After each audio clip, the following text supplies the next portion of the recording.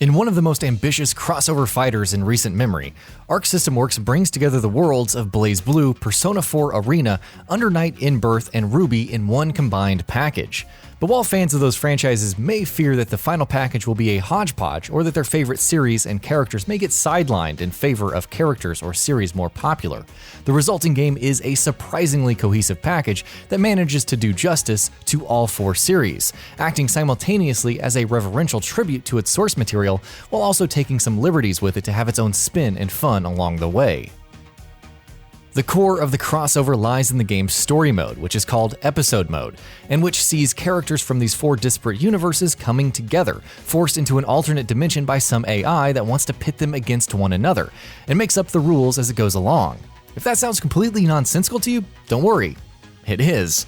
The story is absolutely absurd and barely serves to make any sense whatsoever. The story is borderline incomprehensible, and there's not much to be spoiled. Not only is it perplexing, it's also unoriginal, following in many ways the story beats from Arc System Works' own Persona 4 Arena games. That said, in spite of these failings, the story mode largely works, viewed primarily as a lens through which to justify characters from these four series coming together for fighting game shenanigans. It does the job. There are 4 campaigns, and the story is told much like a visual novel, though thankfully, narrative interludes are mostly brief. What truly makes this mode is the character interactions, as seeing not just your favorite crew get back together feels heartening, but also seeing them interact with completely new characters leads to all sorts of fun moments. As a fan of Persona 4, seeing Yu, Chi, Yukiko, and Yosuke get back together was fantastic, and then seeing the ensuing character moments that came about once they started interacting with the other characters made things even better.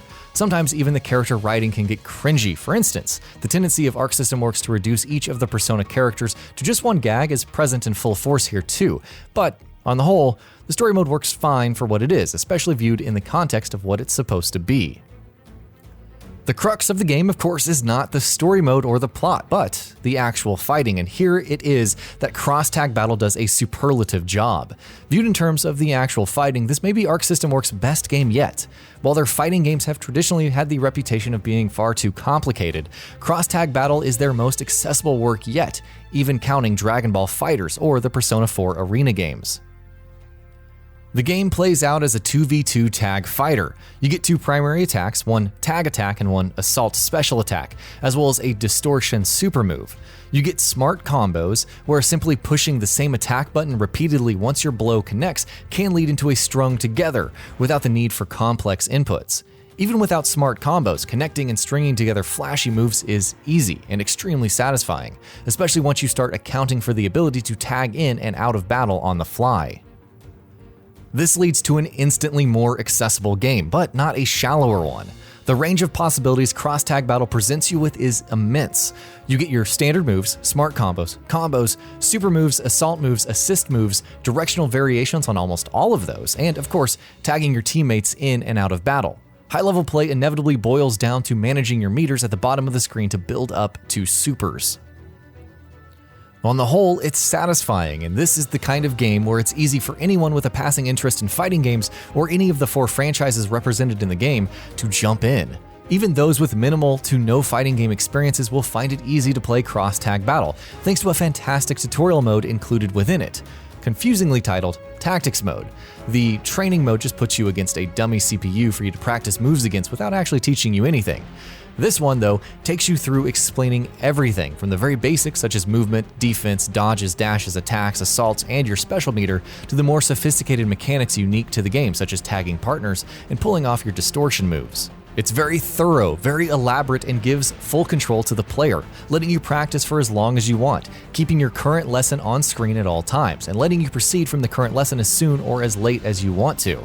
It can, in general, serve as a very good primer for someone simply new to the world of 2D fighters, and Arc System Works deserves a lot of commendation for it.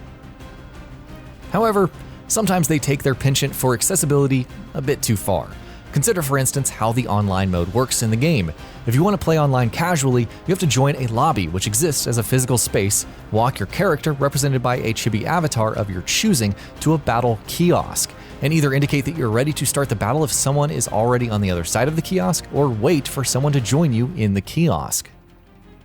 It's absolutely needlessly tedious. Why do you have to physically navigate to kiosks? Why does the online mode exist in this form at all? What happened to simple matchmaking? I understand trying to make the process less abstract for less savvy players, and I appreciate the sentiment, but I would also venture to guess that most people would much rather select Fight from a menu than having to go through the torturous process of finding a kiosk and having to initiate a battle from there in a physical lobby every single time they go online. The one good thing I can say about the online mode is that the netcode is sublime. The actual gameplay feels buttery smooth and immediately responsive, with little in the way of stuttering and lag, which makes online battles a joy since you get the same responsiveness as a local game, but with the benefit of having a human opponent, far less predictable than a CPU bot. Arc System Works also extends this whole physical space metaphor for menus to the actual main menu, where you find yourself in a sort of plaza with various modes being represented by icons and booths that you have to walk up to and engage. But there, at least you could always just call up the menu and select the mode you want directly, bypassing the whole nonsense entirely. It's a shame about the issues that do exist in Cross Tag Battle, everything from its story being nonsensical, its characters being caricatures, DLC characters being included in the story mode but being unplayable, and the physical space metaphor Arc System Works uses for its lobby and menus, because, at its core, this is flat out the developer's best game yet. So, even accounting for those, BlazBlue Cross Tag Battle shines where it really matters, which is in terms of its gameplay, which deftly balances nuance with accessibility.